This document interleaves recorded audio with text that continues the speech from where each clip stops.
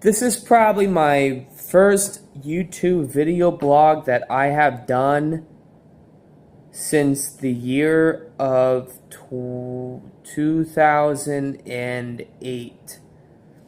I haven't recorded a YouTube video myself in over 10 years. It's been a decade. But I'm gonna do it again, not for the purpose of any reason, only to start a platform for myself. What I'm saying is I'm going to document what I am saying in real time and put it in a historical context, which is YouTube. Hopefully they don't remove what I'm saying for hate speech, because lately they have been removing people for hate speech, and I don't like that. I want to take a stance. It's not right to censor anyone for free speech. This is a free country. This is the United States of America. You can say whatever you want. You can say the N-word. You could say any religion that you want should not exist. You're allowed to say that people can own guns and kill people. You're allowed to say anything you want. We have a Constitution, and we also have a Bill of Rights. We can't forget that. This country was created because we resisted a tyrannical government, which was Britain back in the 1700s. We resisted a tyrannical government back in the 1700s, and we wrote a constitution stating we were going to resist them, and we also created a Bill of Rights not too much later in the future.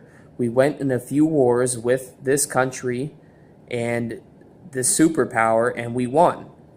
Now, what does this have to do with the internet? Well, the internet is supposed to act as an open free market for anyone across the entire earth. Now, there are a few super companies such as Facebook and YouTube and Twitter, social media, stuff like that. These are super companies who are starting to babysit people.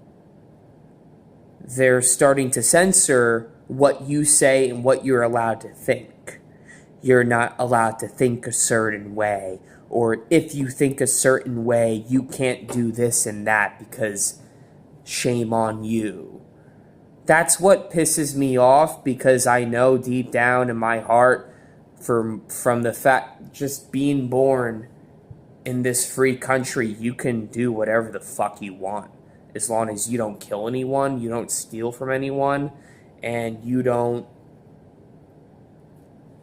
That's about it. Don't steal and don't kill and have a job and work. Other than that, you can do whatever the fuck you want. Pay bills, anything. This is censorship. It's bad. I don't know why tech companies now, especially in California, such as Facebook, are cracking down on conservatives. And that's just the beginning. First, it starts with a conservative voice, and then it slowly moves and takes over people that have regular opinions. And these tech companies want you to buy into their social media outlet. It really has less to do with your political opinion, but has more to do with making money off of your opinion.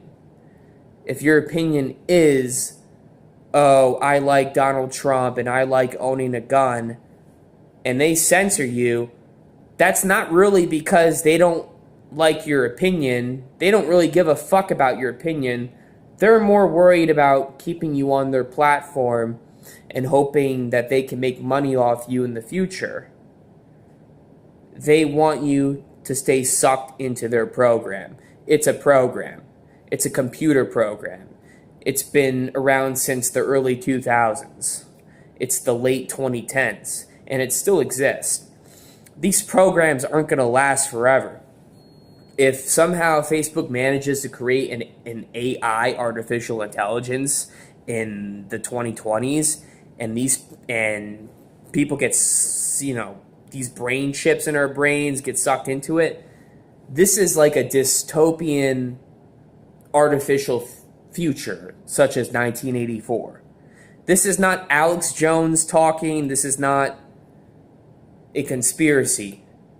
You can bet that in 15, 20, even Ray Kurzweil, the guy who talked about the singularity, where somewhere around this millennium we're going to have technology that will sense our human organs and can maybe overpower our organs. Well, there's also a dystopian future that people like to create where racism, just forget about racism. All the negative problems in the world only exist because we aren't focused on technology ruling over us. That is the issue. There's a population of humans on Earth that want technology to rule over us, as in become us, in order for us to be more than human that we already are. We are human. They don't like themselves. You don't like God. They don't care about flesh. I'm not going to get religious yet. And I don't have to, because that's like atheistically, God doesn't exist. And it's better off that it doesn't matter if a meteor came and killed us.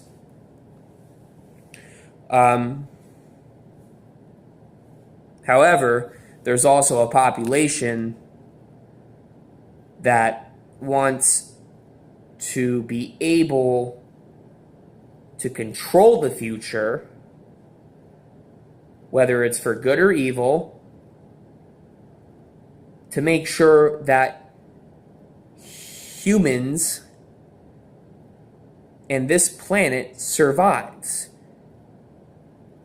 It has to do with environmentalism, the economy, world affairs, trade, exploring space, goodness, no war.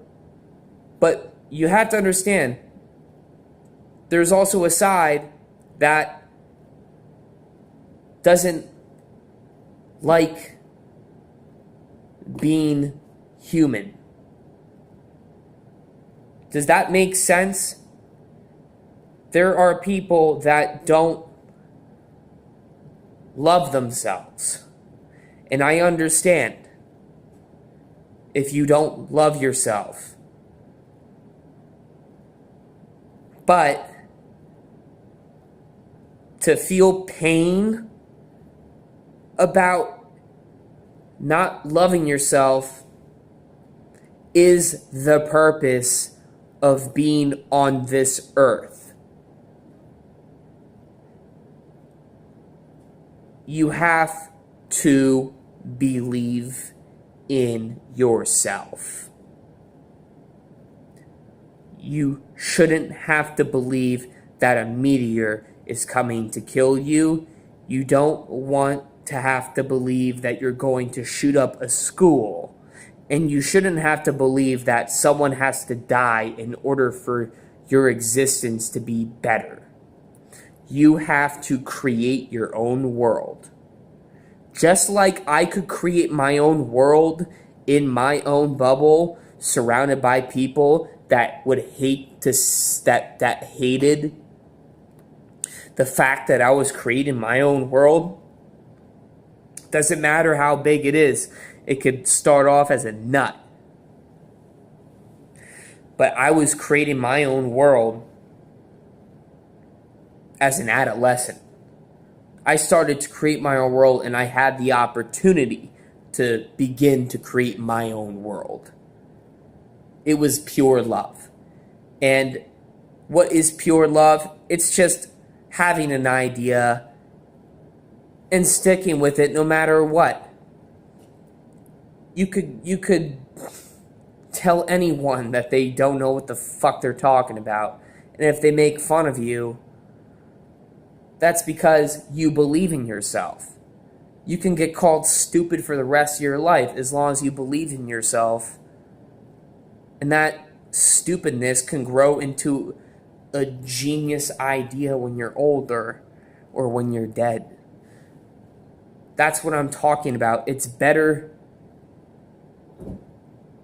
to grow than it is to watch someone else grow. That's it.